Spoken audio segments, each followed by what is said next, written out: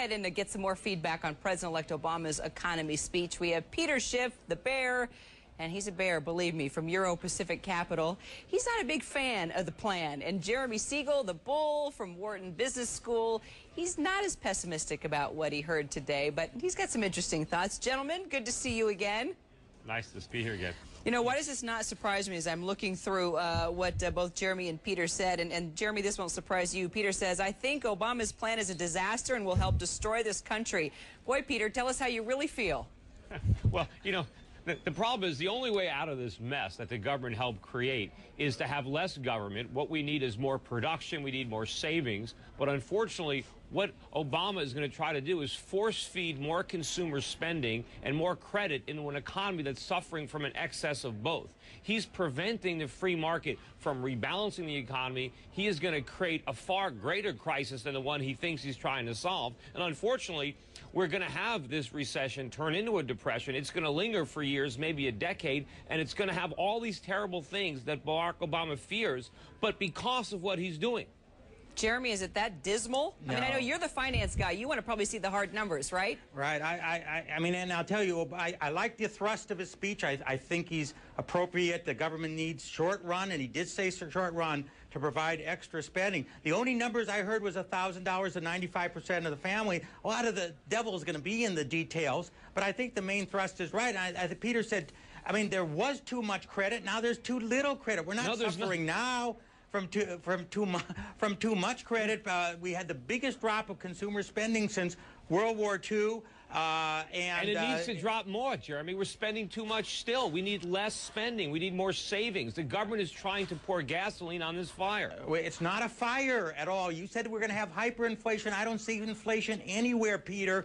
We're already below capacity. Unemployment is going towards 7%. Capacity utilization is going down. But I don't think there's fuel on the fire. That's not fuel on the fire. Okay, wait, that has nothing to do with inflation. We're going to have massive inflation and sky-high unemployment. The two are not mutually exclusive. All right, let me ask you a question. You say sky-high unemployment, and if you look at the American Recovery and Reinvestment Plan, which is what Barack Obama really stressed today, he lays out exactly what he wants to do, and one of the points he makes is immediate action to create good jobs in America. Did either one of you hear what he was going to do to create that immediate action to create good jobs in America?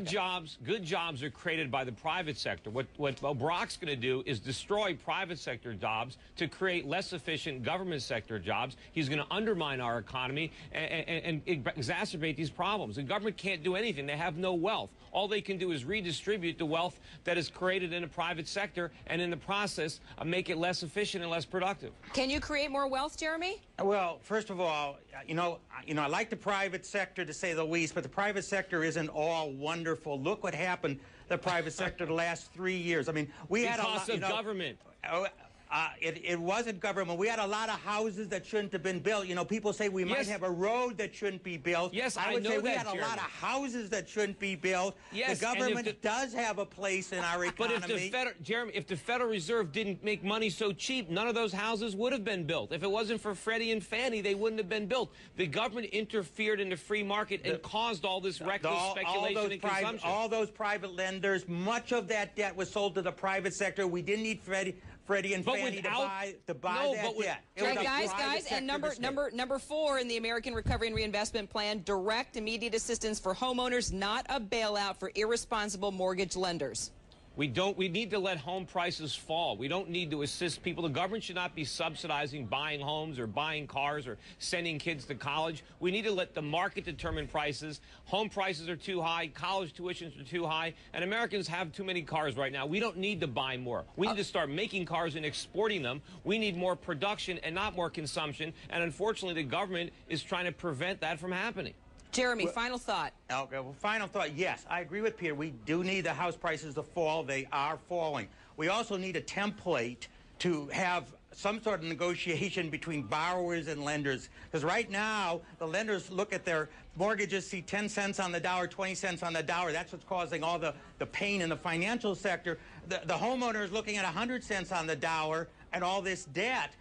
There's a middle place where both can gain We need to have a coming together of that. There are some measures taking place. I think that'll do a lot to help that housing situation, as well as the news item you had, mortgage rates 30-year down to 5.01%. That's also excellent. They're not going to stay low, though, Jeremy. They're going to go ballistic. But, Peter, I'm with you about bringing down college tuition. Good God, it's unbelievable. I thought mine was high. Jeremy Siegel, Peter Schiff. Guys, thanks so much. Always great to have you. Danger.